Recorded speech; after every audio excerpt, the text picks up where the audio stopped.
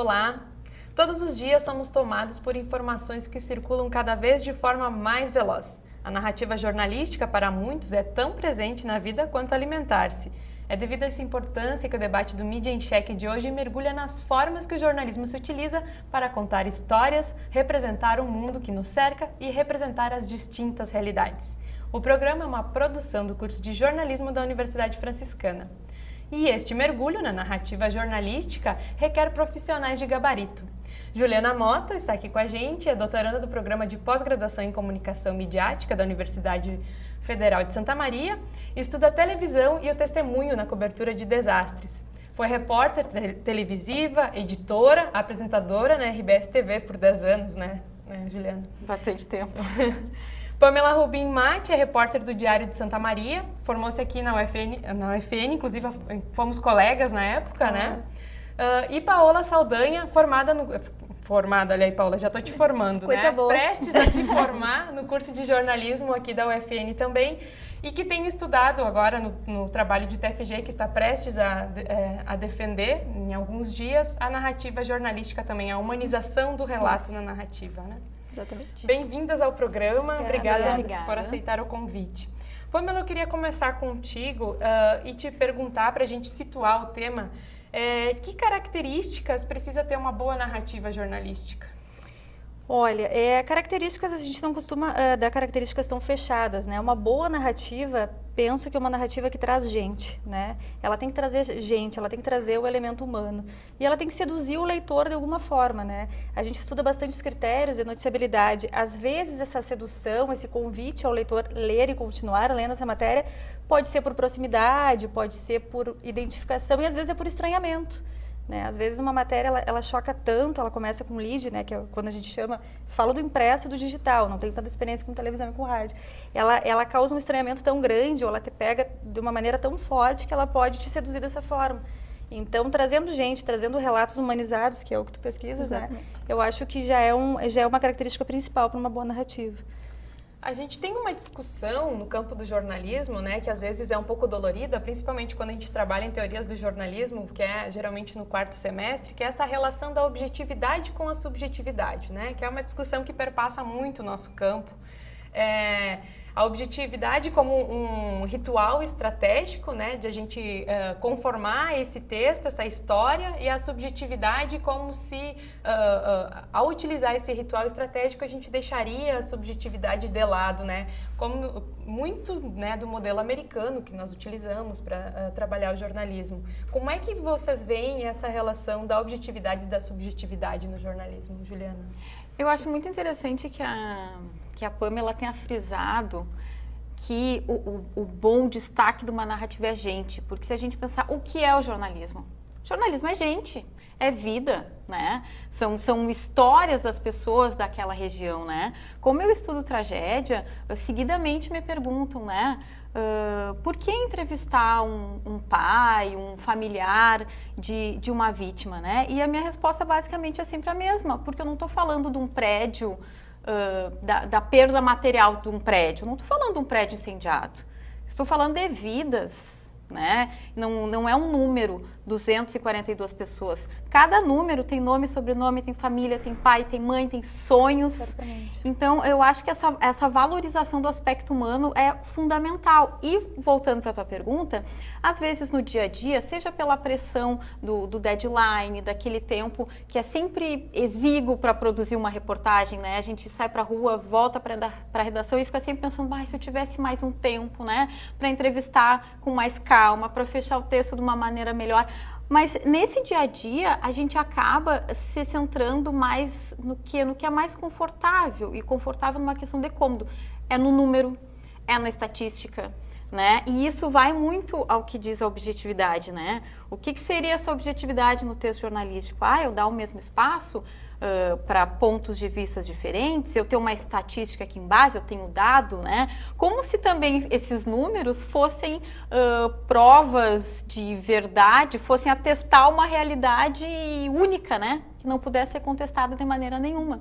Então, acho que essa questão da objetividade é mais mesmo como um ritual, né? Eu vou colocar as aspas, né? vou fazer uma reportagem lá de 1 minuto e 30 na TV e vou destinar 20 segundos para o entrevistado. Eu acho que fica muito mais numa questão estratégica de produção de texto, assim. Mas eu não consigo enxergar um jornalismo objetivo. Justamente porque é produzido por pessoas que têm suas bagagens, seus valores, suas culturas, seu passado, e isso influencia na prática, né? Então, eu acho que a subjetividade, ela está muito presente e talvez seja um caminho para o jornalismo investir mais nessa subjetividade, sabe? Um jornalismo que feche menos, que tente apresentar talvez os fatos com algumas possibilidades de pensar, algumas saídas, assim, e não como aquele texto tão fechadinho, protocolar, que passa aquela impressão que um acontecimento qualquer só tem uma maneira de ser contado. Claro. Na verdade, ele tem várias maneiras de ser contado. Depende do ponto de vista que tu vai olhar para aquele acontecimento, né? Então, acho que essa questão da objetividade é muito um dos mitos do jornalismo, assim, né? Mas que a gente se depara todo dia. Muito defendida ainda, né? Exato. E mesmo dentro da objetividade, a gente tem muita questão do atropelo, né? Do deadline, né? Do tempo. Eu acho que é uma escolha do profissional também. Porque se eu tenho 2 horas, né? Para fazer uma matéria, para apurar e para dizer que o preço da caixa de leite subiu. Eu vou dizer, obviamente, eu vou falar do preço do leite, eu vou dizer que subiu, vou fazer um comparativo, eu vou trazer o valor, o número, mas se eu mostrar, ou se eu começar o meu texto falando que para uma creche que todos os meses comprava 10 caixas de leite, agora eles vão ter que comprar 5, eu acho que isso vai impactar. Então, por mais factual que seja, né, às vezes por mais comprimido que seja esse nosso tempo, é uma questão da escolha profissional. E aí a gente entra na subjetividade. É a maneira que tu vai trazer essa história, por mais factual e do dia a dia que ela seja. Esse recorte, esse olhar, trazendo gente. Acho que sempre tem uma saída. Claro que quanto mais tempo a gente consegue trabalhar e aprofundar mais. Mas a subjetividade, ela perpassa por isso também. E essa questão da escolha, eu acho bem interessante que a própria Eliane Brum, que eu analiso as reportagens dela, né? Ela diz algo que eu acho muito interessante, que as pessoas perguntam assim, como que tu consegue escrever esses textos assim maravilhosos, como que tu arranca isso das pessoas?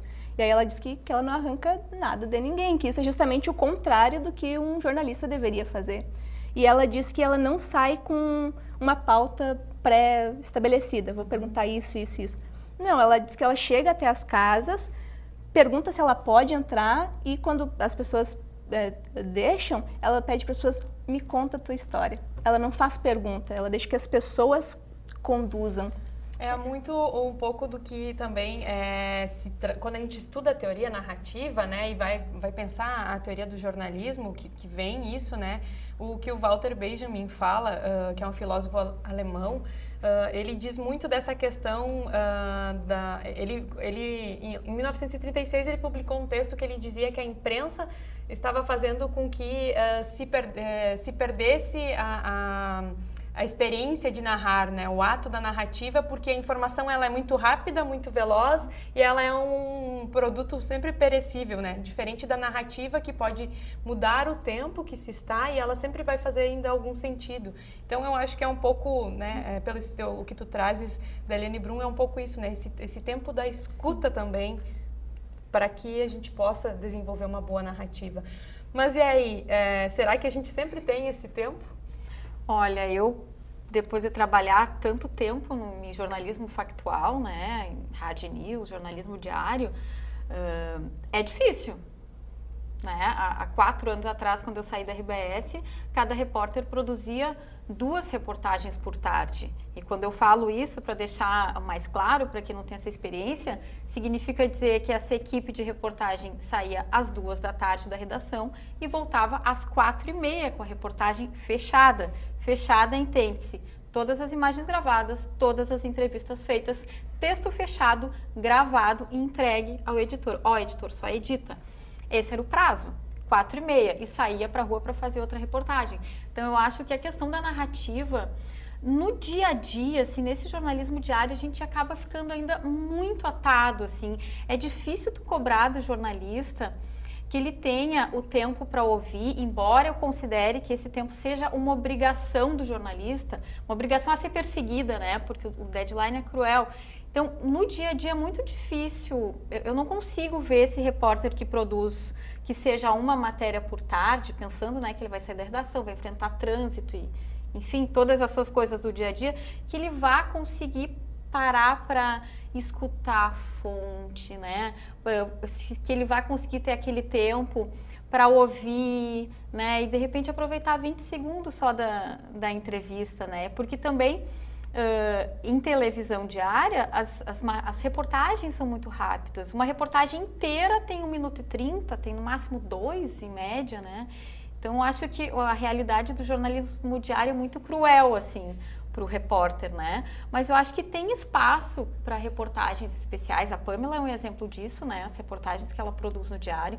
Então, acho que para o jornalista, assim, tem que conquistar esse espaço, sempre buscar esse espaço das grandes reportagens, das reportagens especiais, né? É dificílimo e é dolorido, né? Nós falávamos antes, é muito dolorido, às vezes tu também tem que fechar de uma maneira que tu sabe que tu poderia ler, tu sabe que tu poderia aprofundar, mas o tempo e o dia e o fechamento, né? No jornal impresso a gente ainda tem um horário de fechamento, ele te atropela, né?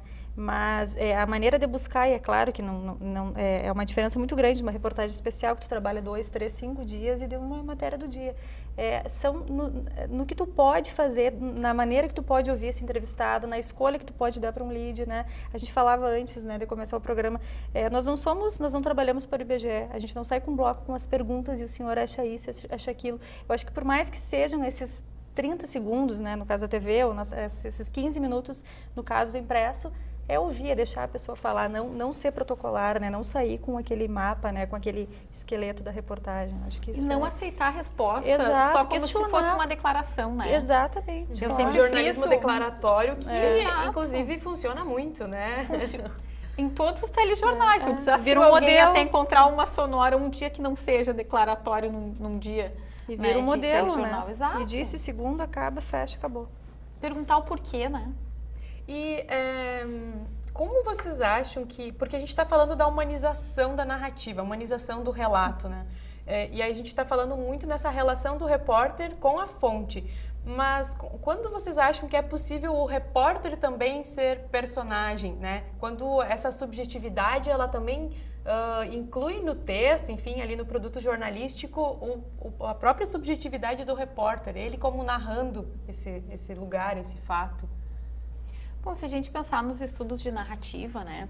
A Elisa Casadei, ela é uma pesquisadora, ela fez uma pesquisa sobre os tipos de narrativa nas revistas durante o século XX.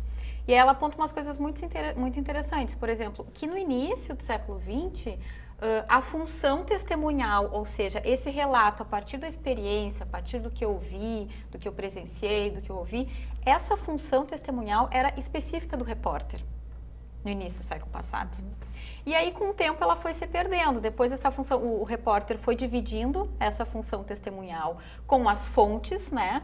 Então, o jornalista passou a ser apagado, digamos assim, a ter um papel menos relevante. Esse aspecto do testemunho passou para as fontes e depois, da década de 70 para cá, o aspecto testemunhal foi muito substituído pelas provas de verdade, que para elas são o quê? Documentos, dados, estatísticas. Ou seja, cada vez objetivando mais, né? Exato. Mas nos últimos 10, 15 anos, a gente vem tendo um movimento inverso, assim, dessa recuperação das narrativas do eu, né? O Márcio Cerelli fala muito isso, né? Que talvez não seja possível ainda dizer que é uma tendência, mas essas narrativas estão surgindo. O que seriam essas narrativas do eu?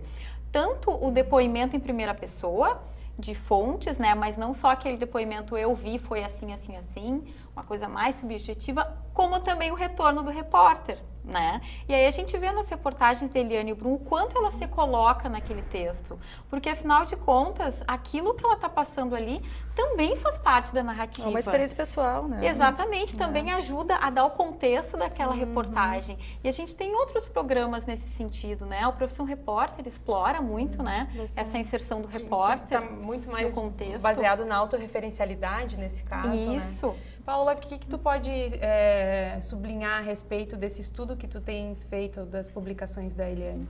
Uma coisa que eu acho muito interessante é que dentro do trabalho a gente discute muito o flaner, né? Que é esse jornalista que ele mergulha naquela realidade. Então é como se ele nos pegasse pela mão, sabe? Dissesse, vem junto, acompanha comigo. Porque se pra gente, o leitor, espectador, aquela realidade é diferente, pro repórter também. E eu acho que quando ele transparece isso, ele sai dessa zona, tipo, eu sei tudo de todos, e ele também mergulha junto com a gente se sente representado na figura dele. Então, acho que isso também contribui para essa aproximação. Além da personagem que a gente tem, que ele está apresentando, a gente tem o próprio repórter e as percepções dele. Então, é como se a gente também conversasse, além das personagens, com aquela pessoa que também conheceu aquela realidade. Então, acho que isso contribui muito também para essa humanização. Eu vejo o repórter como uma pessoa que tem sentimento, que ele observa, ele faz sua reflexão. Então, isso com certeza também ajuda muito nessa leitura mais próxima, assim, né, desse tipo de trabalho. Uma postura mais clara de mediador Claro. dessa história que está contando, né? De fato ser um narrador, né? Sim. A gente vai fazer um breve intervalo e já voltamos.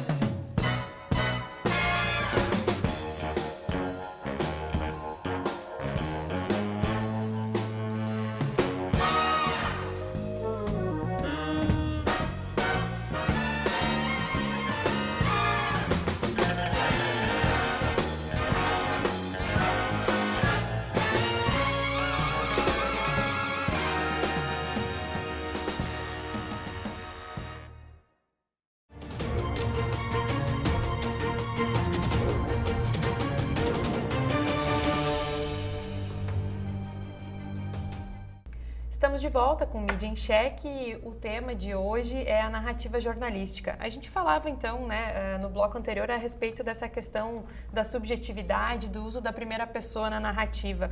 O testemunho, né, é uma das formas também da gente usar a primeira pessoa como esse efeito de verdade. Tu tens pesquisado nessa linha, né, Juliana? Isso, testemunho é o meu tema de pesquisa, né, principalmente na cobertura de televisão, de desastres, tragédias. Eu estudo 3 casos específicos: o incêndio da Boate Kiss, o desastre em Mariana, o rompimento da barragem, né, e o acidente aéreo da Chapecoense. O que a gente vê? Que o testemunho ele pode ser visto a partir de 2 pontos de vista, assim. Por exemplo, o primeiro, que associa o testemunho como uma prova de verdade, que é o que a gente vê no jornalismo diário, né? Por exemplo, eu vou falar uma reportagem sobre falta de saneamento básico, por exemplo, esgoto a céu aberto. Vou naquele local, vou entrevistar uma moradora e ela vai me contar por que aquilo ali é ruim, que ela sofre com aquele cheiro, enfim, risco de ter doenças, né? A gente tem esse testemunho mais como uma forma de ilustrar uma reportagem, exemplificar, deixar a reportagem menos burocrática, como a gente diz, né?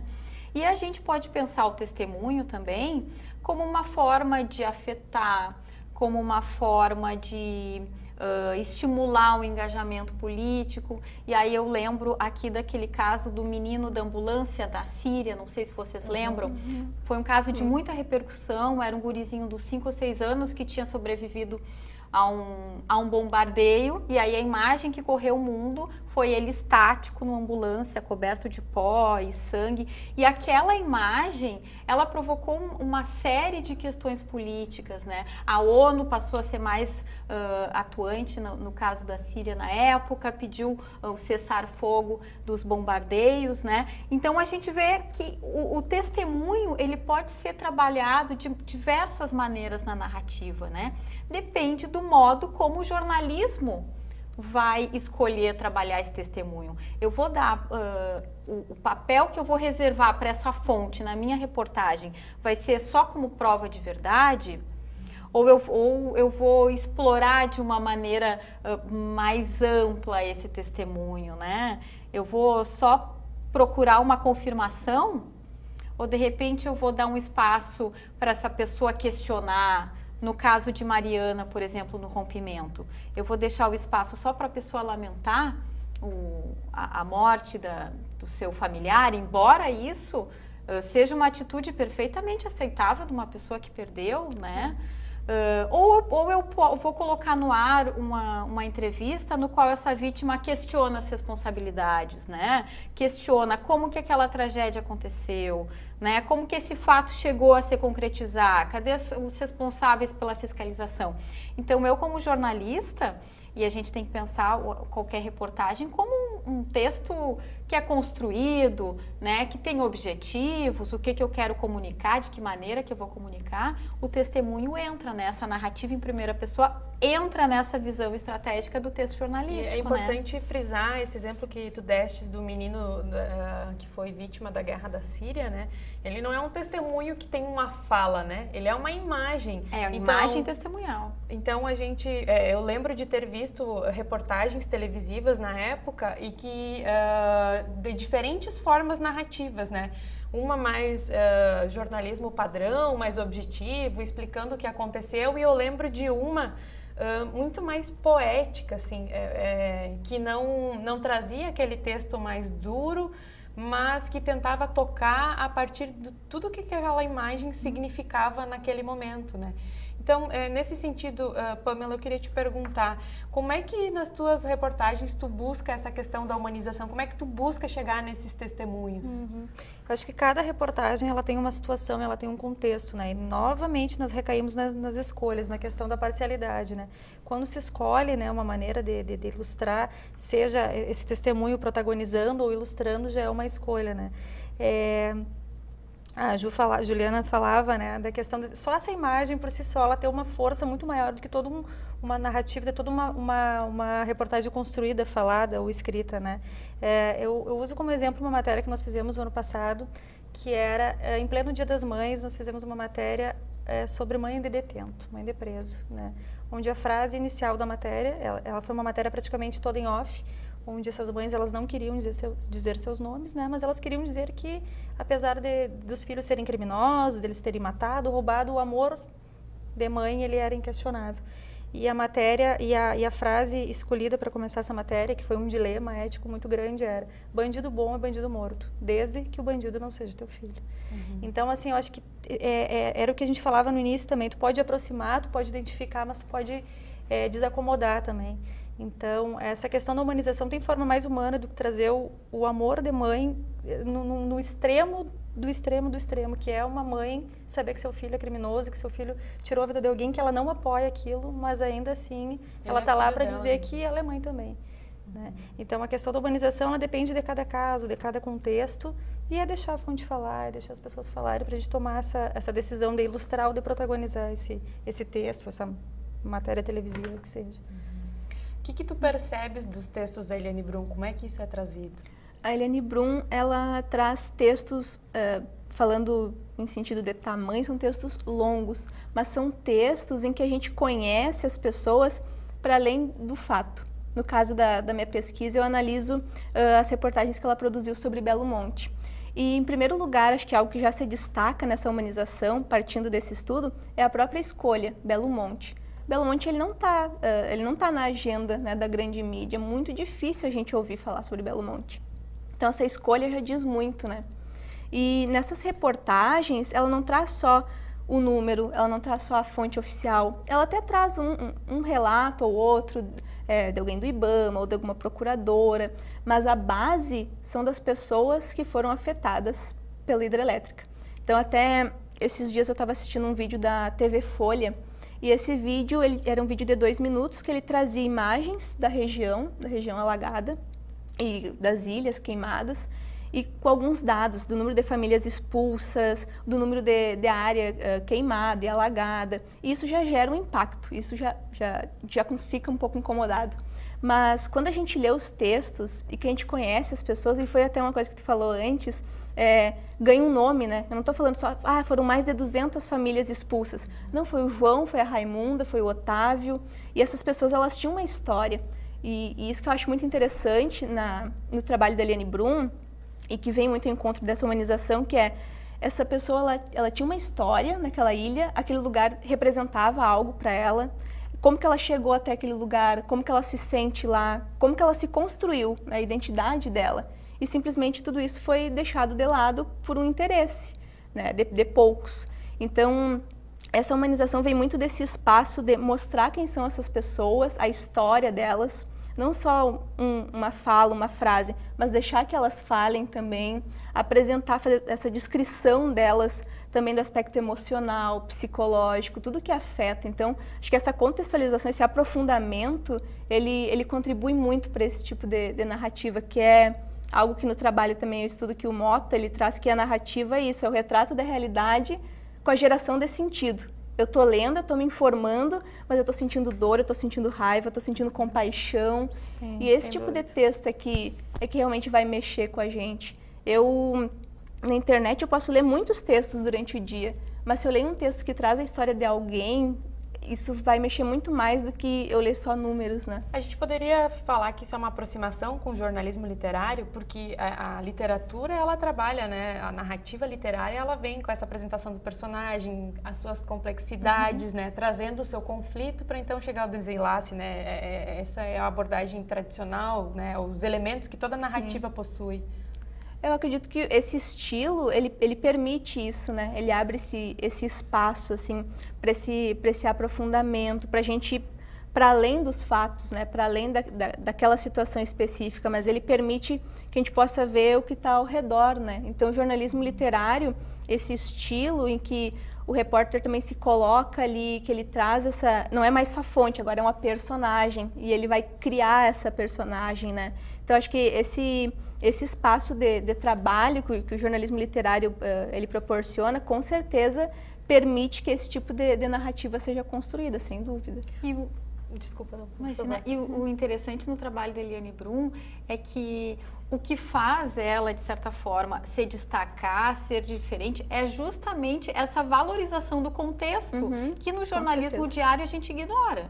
Né? No jornalismo diário eu não conto como que eu cheguei até aquela pessoa, como que foi a abordagem, como ela me recebeu. Porque e tudo isso isso determina também, né? Sim. Exato, e tudo isso está no texto da Eliane Brum, né? Algumas matérias dela, ela traz um rodapé, inclusive bastidores, né?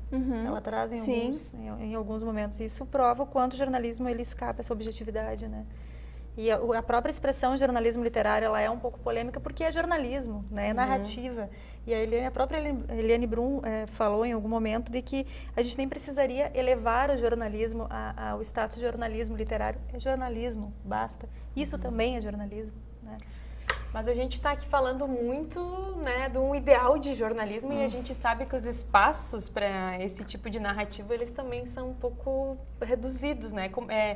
E talvez a gente poderia dizer que isso continua em função das novas mídias digitais?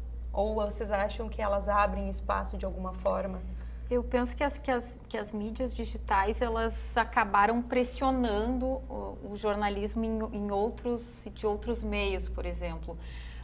Não há como negar que a internet, que o digital exerce uma influência sobre a TV, sobre o impresso, o rádio, influência que eu falo do ponto de vista da urgência.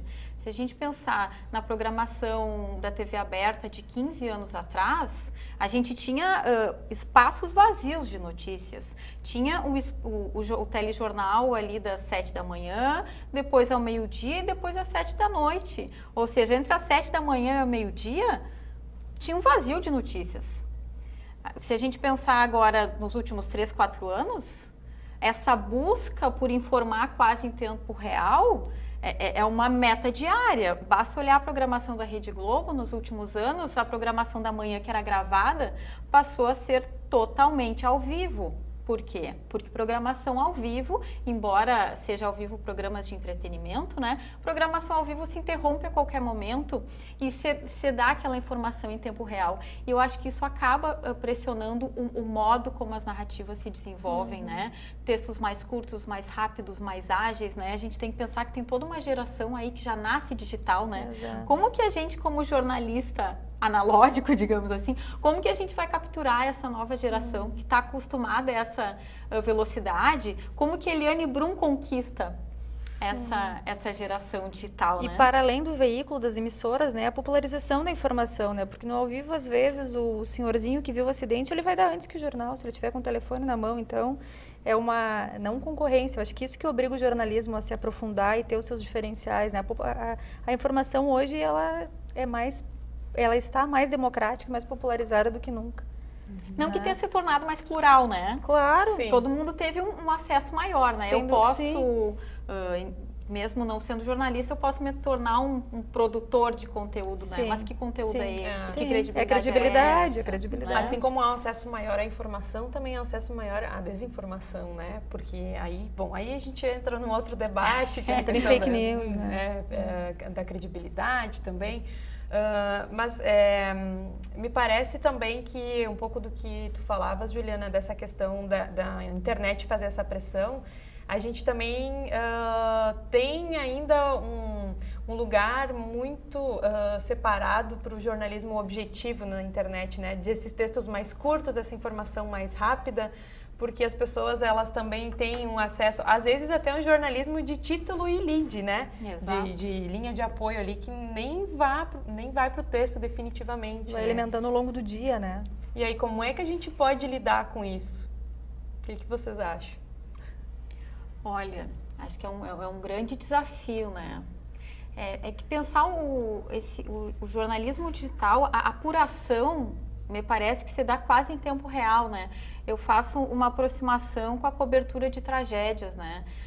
Se tu me perguntassem, por exemplo, no caso Kiss, né, que eu trabalhei como repórter, nos momentos que eu entrei ao vivo, eu teria condições de entrar ao vivo naquele momento? Eu estava com as informações completamente apuradas, informação confirmada. Como que eu vou falar informação confirmada numa tragédia, né? Que a polícia recém começou a investigar e o jornalismo, de certa forma, está investigando junto, né? Porque eu, como jornalista, não posso cruzar os braços e dizer, não, vou esperar o inquérito ser concluído em 30 dias, no caso daqui foi 60, né?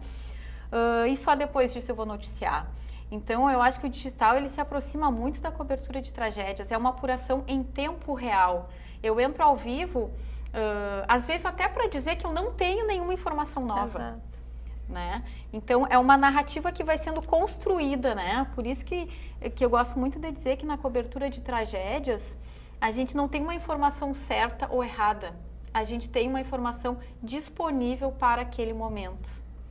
Pensando no número de mortos, a informação disponível durante a manhã era um número tal, que foi fornecido numa entrevista coletiva com quase 10 autoridades ali que estavam investigando.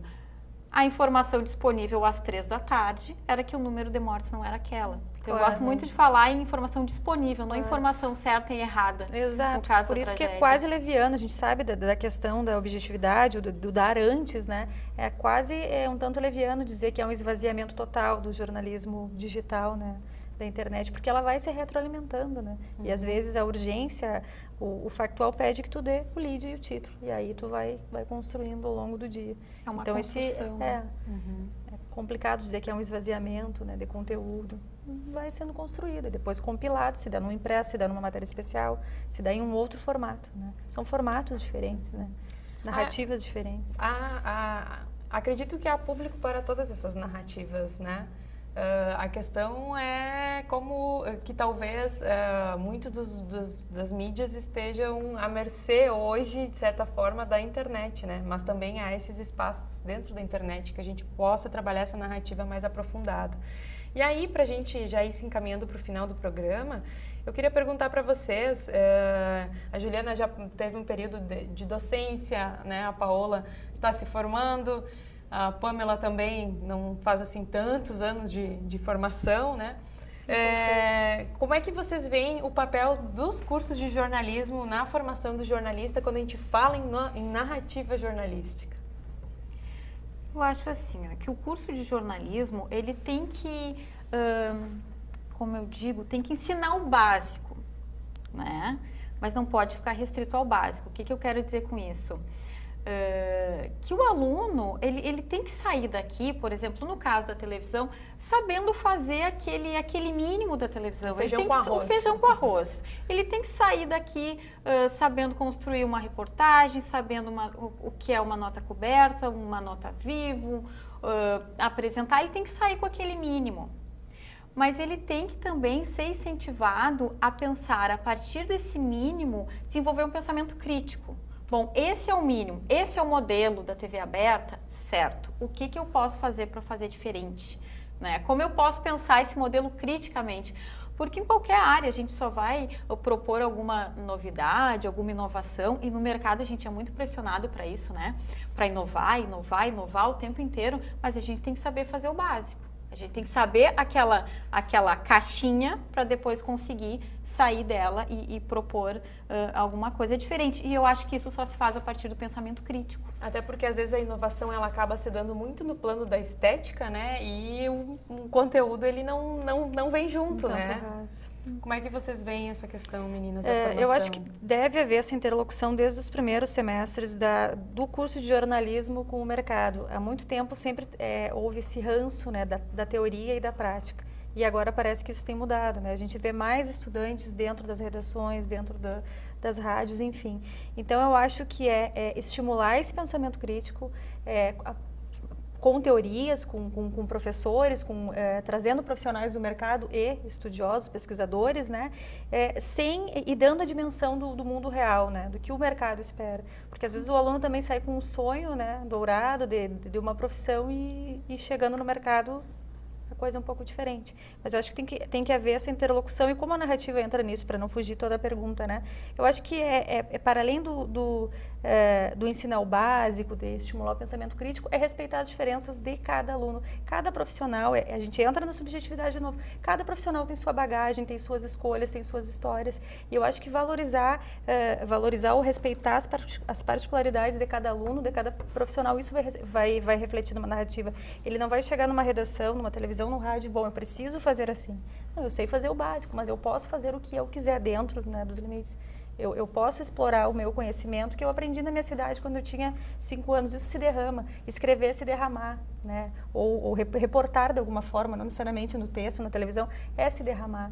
Então, eu acho que não engessar esses alunos, assim, eu acho que é algo bem importante que pode respingar na narrativa mais adiante, assim. Sim. Agora, chegando no final do curso, eu comecei a relembrar assim que nos primeiros semestres eu tive todo aquele aprendizado de modelo, regra, lead, e depois... Que é fundamental. Que é fundamental, é muito importante, mas depois dos primeiros semestres, houve uma quebra. Agora vocês sabem como que se faz, agora vamos pensar diferente, como que a gente pode sair dessa caixa. E desde o início a gente sempre foi instigado a isso, a ver isso, fora desse, tem esse caminho, mas tem vários outros. Então, esse estímulo para a gente conseguir olhar de formas diferentes, isso me acompanhou desde o início. A gente sempre foi instigado a isso. Né? E também, como falou, essas diferenças entre nós, alunos, mas também enxergar nas pessoas. Né? A gente sempre foi estimulado a sair para ouvir essas histórias, ouvir essas pessoas, mas não esperando uma resposta. Não vou sair ali esperando, eu quero muito que essa pessoa me dê tal resposta para encaixar exatamente com o que eu quero. Não, deixa que ela fale. E aí, a partir disso, eu vou conhecer uma realidade e aí sim eu vou poder fazer esse trabalho, sabe? Então, chegando agora no final e olhando tudo que passou, assim, eu consigo enxergar isso, sabe? Existe esse modo, mas vamos pensar fora dele também. Isso vai muito ao encontro do que se chama, não de um novo jornalismo, mas de um outro jornalismo, né, possível, que não encerre sentidos, né, que não faça um texto tão fechado a ponto de passar a ideia de que aquele fato só pode ser visto daquela maneira, né?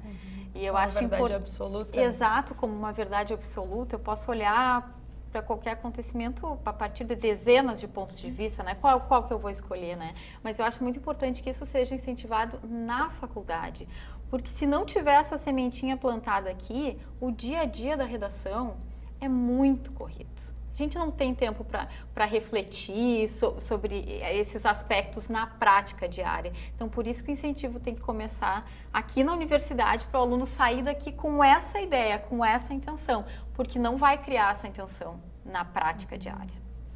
E para que essa reflexão, né, reflexão no sentido de refletir sobre, mas também de se espalhar, ela vá contaminando o jornalismo, porque por mais que a gente tenha falado muito aqui desse jornalismo mais aprofundado, a gente não vê ele tanto assim no dia a dia, né? E talvez quando a gente fala agora dessas crises, porque o jornalismo está passando, modelo de negócio, crise da credibilidade, talvez a gente falava, né, antes de começar o programa, uma crise narrativa, quem sabe, né? A resposta esteja aí, nesse debate mesmo, como é que eu construo a minha informação. Tem um grupo de pesquisadores do FMG, Federal de Minas Gerais, que fala justamente isso, que a gente está numa crise narrativa. Na verdade, não é o jornalismo de maneira geral que está em crise, mas é a crise daquele paradigma, aquela ideia inicial do jornalismo, imparcial, neutro, objetivo, baseado em dados. Isso estaria em crise nesse momento. E eu acho que é importante a gente sair daqui com esse questionamento, né?